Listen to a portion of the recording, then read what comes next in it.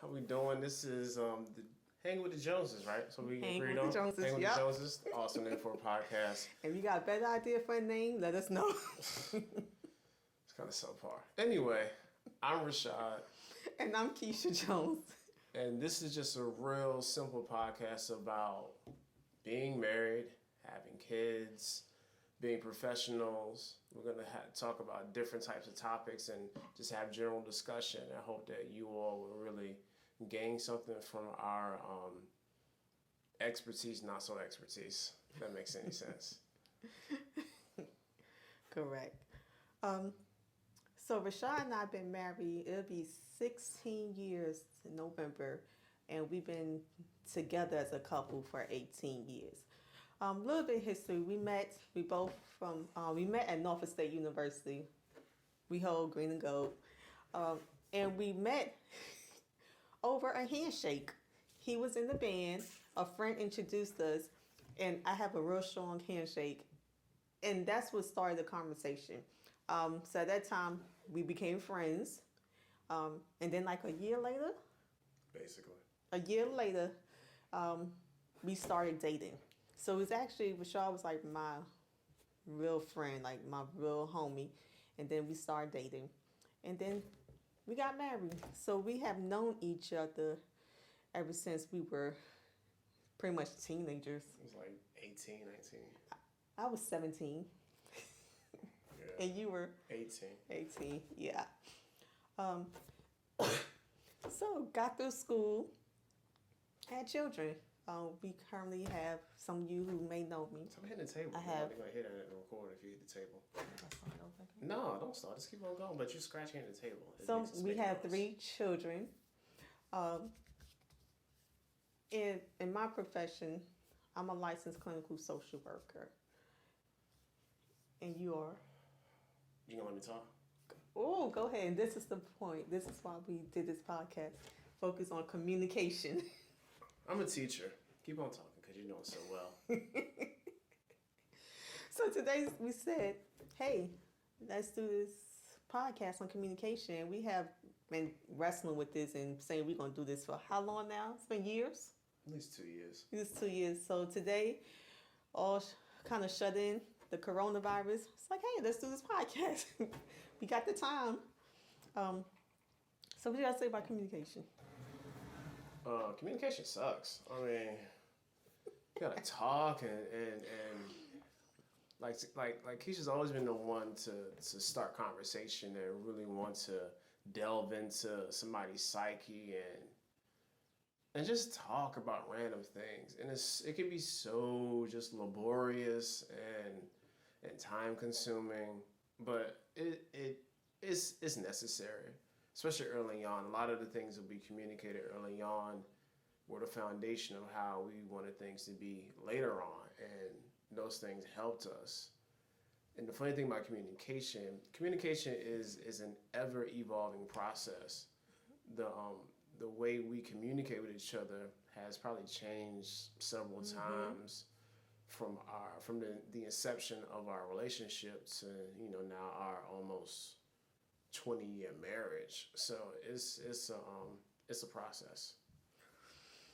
In the beginning, with our communication, I always say it's not as bad as it used to be. It's way better now, but of course we always use room for improvement. So when we first started, when we got married, communication was horrible. Just simple things. I could say, I like this movie. And Rashad would follow up with something. It's like, what? Like, something just kind of out of it. Like, oh, so you saying you don't like movies? It's like, where did you get that? Like, how did you get that from that? And also with communication, if I tell Rashad the issue, he will automatically, before I finish the sentence, he's already working on the fixing it and how it should be resolved. And then after that, it's like, okay, we don't need to talk about this again because the issue should be no longer.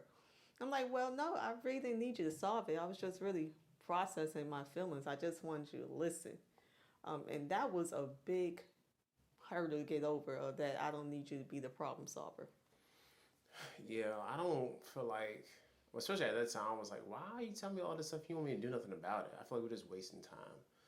And it took me a long time to really grasp this concept of, oh, I just want you to hear me. I don't want you to do anything about it. And certain parts of me still feels like that's kind of a stupid notion to have. Like you just want to talk and you don't want a problem resolved.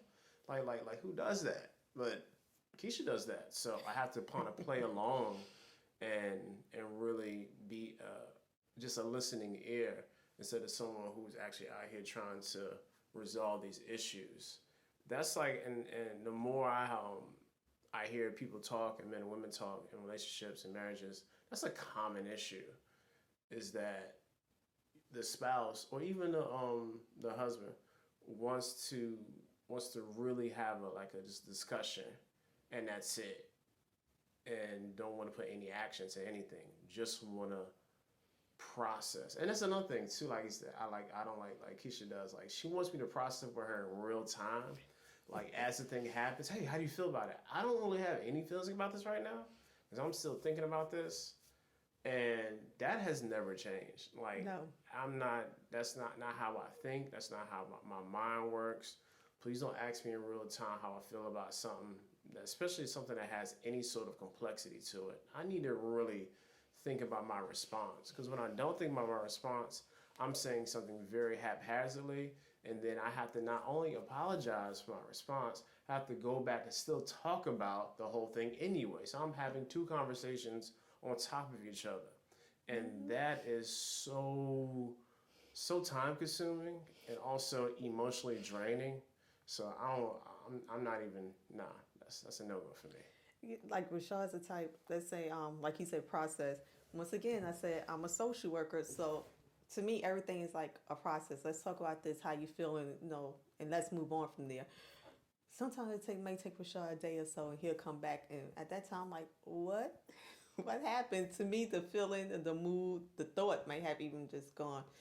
So now we kind of work on like giving each other an hour or so, or him just telling me, okay, give me a moment to process. And then I need you to process, but before the end of the night, I need you to come back and say, hey, this is what I'm thinking, or this is what I'm gathering, or I still need more time. Just don't kind of leave me hanging. And I'm wondering, like, okay, did he not like what I said? Did he forget about, you just kind of left with things untied. Yeah, and that can be an issue because sometimes the Keisha feel like, oh, like you're not really acknowledging what I'm saying, or you're not really listening to me. And the fact of the matter is, most of the time, like I have listened and I am being sensitive, but I'm just not ready to really discuss this thing. And it's taken you a long time to respect that, like, because for a while you wouldn't even let me be me, and it was annoying. I'm like, yo, like, can I just have this time? Like, no, we need to talk about this now. Like, for what? Nothing's happening. We're here together. I'm not going anywhere. Can I just think about this thing? Nah, I want to know now. I don't know now. Can you respect that? I don't know now. But like on the flip side, let's say we have a disagreement. I'm the one, I need to process that. He's the one, we need to talk about it now. So I don't know why it's flipped. Yeah, because I don't like stuff being unresolved. Right, like, so you feel how I felt. For me, like, from my heart, like, yo, like, you okay? You all right? Right, something exactly. wrong with you? Like, did you say, like, did I do anything? Like, okay. You be like, oh, like, yo, like, can we just get us squared away so I can go to sleep? And it's just weird how it's reversed. Like, I need time to calm down. I need time to process, not to say what come in my head. But I don't know. No, I don't think I really realized that it's the exact opposite when it comes to just I need to process, as opposed to maybe there's a heated discussion. It's the exact opposite. It is. And you keep on tapping on the table, hitting the mic too. That's very not great. I can't cut it out. Why I gotta cut everything out? No, just not do it. See the communication? If you would just not hit the not hit the mic, you know what I'm saying? And this is Rashad in the full form. And you know what I do? I'm going to stop and I'm going to process before I say something else. I'm going to pause and think about my reaction. I mean, exactly. Such a way. You know another thing you do a lot? Like you did the method, you did this today. What did I do? On the way home, when you talk. You'll ask me something, right? with something in mind already. You ask me like a random question. I do. Like it's not like it's not random at all. Like, hey, so what's the question you asked me today on the way home? I don't even know. Yeah, you I don't even want to say it. Nope. You don't even remember. Nope. Don't remember. We're gonna keep it there. Yeah. I don't. So Kesha will already have an answer to said question. I do. Then will ask me how do I feel about it, just for her to respond with her premeditated answer. Like that is your number one thing. Like you love doing that. Like so, Rashad, so what do you think about so and so? Okay, let me give you background, and some of the women might understand. You watching a show, and because women we tend to do this more. We watching a show and something happened, a plot twist. You know, with another female, but he's not a woman, so I know he don't process the same. But another female is like, oh, what did you think of that? And using that situation, so he gets aggravated. I have no one else to talk to here but him. He's the only man here, only adult. So if we watching something, we have a crazy plot twist. I usually ask him, "What would you do in that situation? What you think about that?" And to him, it's like, "This is not even real. Why we need to talk about it?" But I just want to talk about it. Yeah, and a lot of times, be a lot of stupid reality TV show garbage. I'm like, yo, this not even real life. Like, why I gotta? No, like I would not do what Little Scrappy just did. Like, it doesn't matter. You know what I'm saying? And to me, it's like it's just conversation. I mean, no, but it's we ain't gotta talk about the art of war or it be dumb conversation. The nation every time. Really? Like that? Don't do that. We ain't gotta talk about. I've never read the art of war. Five syllable words.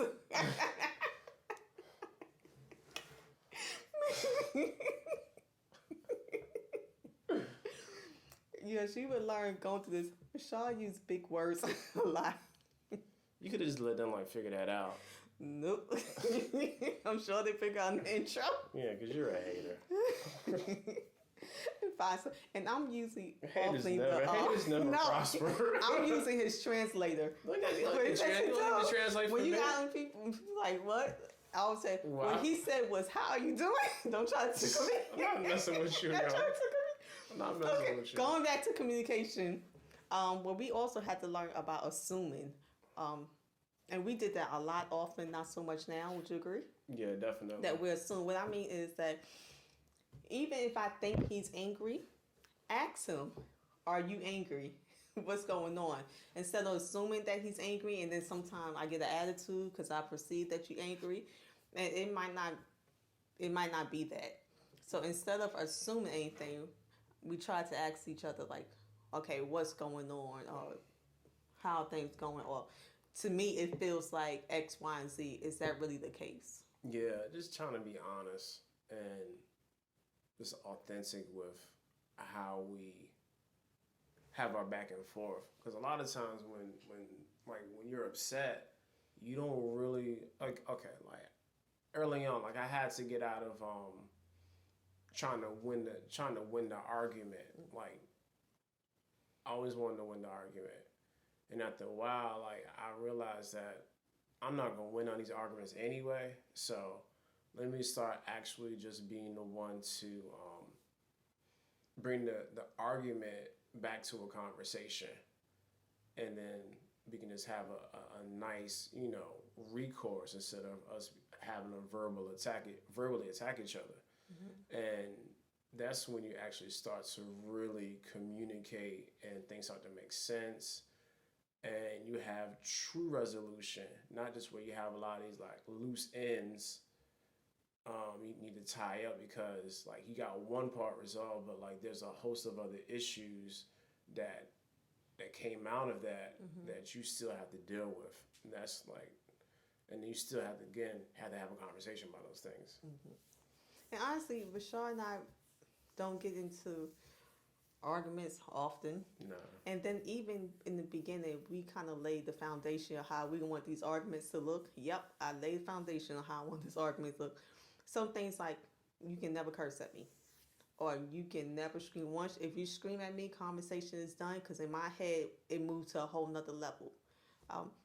And with that, that's what we pretty much been sticking to. So even though we argue, we probably look like a regular conversation because we don't yell. We tend not to yell at each other. And we try to be really, really honest. Even sometimes hindsight is 2020. After you get through the situation, you look back and like, oh, that's why I was really upset. Which is okay. And we kind of go back and address and like, hey, no, think about it. I was really upset because X, Y, and Z. Also, we try not to bring up any old stuff. So if yesterday he didn't put the toilet seat down, and then today something else happened, I'm not going to bring in that you did this today and plus you didn't put the toilet seat down. So it's like if something bothers me, we try to address it in the here and now, so it won't be like by the time we get frustrated, it's like a whole list of stuff that I'm pissed off about. Yeah. Try not to. We try not to. Yeah. I think we do pretty. Yeah, but it's hard though. And she like, because after a while, I'm like, all right, this one, this right here, and I got this right here. Now you did this. Mm-hmm. Like, come on, yo, like, get it together. Like, I can't have all these things. What you mean? I'm just saying. Okay. Because like, if say like I'll put it to me. Say like I did something to piss you off. Mm-hmm. Then the next day I do something else again, and then I forget to do something, which is very highly likely. Because I be forgetting stuff all the time. All the time. And then something else happens. You're going to equate all those things into one big thing as a pattern of behavior. Because, you got to show LCSW, so you think you're smart when it comes to the mind. So now, like, my whole life sucks because you can't do one good thing, right? But it's really all the things. It happens. You don't have to say it happens, but your reaction to stuff, I know it happens. It's okay. I don't know about that. Lies. Okay. Lies you tell. No, I don't. I don't know about that. He's making up some stuff. He's being Pinocchio right now. Being Pinocchio? Why I got the lie, Craig? How sweet. Why I got the lie? What else about communication? What was the hardest part when it came to transitioning out of like dating and actually into being married in regards to communication? I would say the hardest part when it came to, well, I would say married, period. Okay. That it was no longer like I can be just like I'm out, deuces. That we were one, and you're the accountability factor. Yeah, so that's a major change. Like now I have to sit down and explain myself as opposed to I could, marry, when we was dating, especially when we lived in dorms. It's like, all right, bye, click. So just the whole commitment of it. Commitment. And then when we had children, I wanted to show them a way of communicating. So I didn't want our children to say, oh, mom and dad never argue or never had a dispute. Because I feel like that's not real life. And then when they get older and have relationships, it's like they don't know how to disagree. What you said? Problem solve. Oh, problem solve. So not that we have, of course, certain things we're not going to take in front of children, but little arguments, disagreements, like he wants something else from dinner and I want pizza. We will do that in front of them to show them how you can problem solve. So let's negotiate. He wants, before he was a vegetarian, you want chicken and I want pizza. Okay, let's get a chicken pizza. But just we kind of did that in front of them so they can see that a way to communicate, way to disagree, and not all disagreements are negative. Also, they want them to have the perception of like perfect. Yeah. It just even being like authentic with this our whole relationship in front of them. I mean, because it's hard to really, as my kids are running upstairs, it's hard to get people to see, especially on the outside, if you don't know somebody and then you just see their children and you see how their children acts and reacts to things. Like that's a real indicator of how they're being reared at home, for better or worse. Caveat to that is when your kid is simply who they are and they don't really care what you have to say in regards to how they're being reared. That being the exception to the rule. But most of the time, you can tell who's actually being reared a certain way. And that's what we wanted our children to be able to exemplify. Like, look, I know how to talk to people. I know how to talk to my parents. I know how to talk to adults. I know how not to be disrespectful. I know how to get my point across, even when I know somebody's doing me wrong. So let them know that they're doing me wrong, and I recognize that. And that's really and that's a high art in communicating. Letting somebody know that you pissed them off but not being disrespectful. Like, that's hard to do. And that's some of the kind of things that we wanted to instill in them. I mean, it sounds crazy when you think about it, but you need to have those type of skills. Because you can't go all flop on a handle every time somebody makes you upset. Right. But you still got to be able to communicate, like, yo, I know what you did. Yo. Have boundaries. Like, I understand. Boundaries. Yeah, that's good. Good word. Yeah. So that was the difference for me. And then even when we got married, it was years later that we was just talking about how our marriage. Yeah. And realized that we both were marrying two different concepts of marriage. And we never thought about that. What I mean is that in my head, when you marry, there was a certain perception of marriage. I mean, I can't remember. Good job. But it was a certain perception I had of what a husband is supposed to do in a role. I mean, I did feel like I can quit my job at any time. Yeah. And what else? And I forgot, but it was kind of modeled after my family. And at that time, when he talking about a wife, it was totally different. I'm like, that's what you consider a wife? Do you remember what was that? Like, what was your perception of a wife duties or a wife role? Boy. I wish you would have asked me to prepare for this question. Like, back then, it was more or less, it was way more traditional, I guess, in my mind. You know, because one, Kesha don't cook, and that was clearly communicated. So I was like, oh, that's not cool. I didn't lie. I said from day one, I do not cook. Kesha can cook, but she doesn't like the process of cooking. Funny, people always try to cook, especially your father. Once you get married, you're going to start cooking. Why you had to bring my father to this? People always say, because my mother knew I didn't cook. It was like, once you get married, not just him, even people in the church, once you get married, you're going to start cooking. I said, no, I don't think so. And lo and behold, almost 20 years later, I still don't cook. It was one point I did cook. In the beginning of the marriage, I did cook. Yeah, like after we had our first child. Yeah, it was like 2 years. I was a stay-at-home mom, so I had no option but to cook. Yeah. Well, yeah, so definitely. That was one of those things. And it was just weird. Like, it took us a long time. Like this. Even though we had established norms, it took us a while to communicate what our actual expectations of marriage were. And somebody had to tell us that, like, what do you expect from a marriage? I was like, what are you talking about? Like, that wasn't even a question. And after we kind of established what those expectations were, which ones were unrealistic and which ones made sense, then we began to have a better, not say better, how can I say this? We have more efficient and better communication, because now we understand where we're coming from and kind of where our ideas are being birthed out of. Right.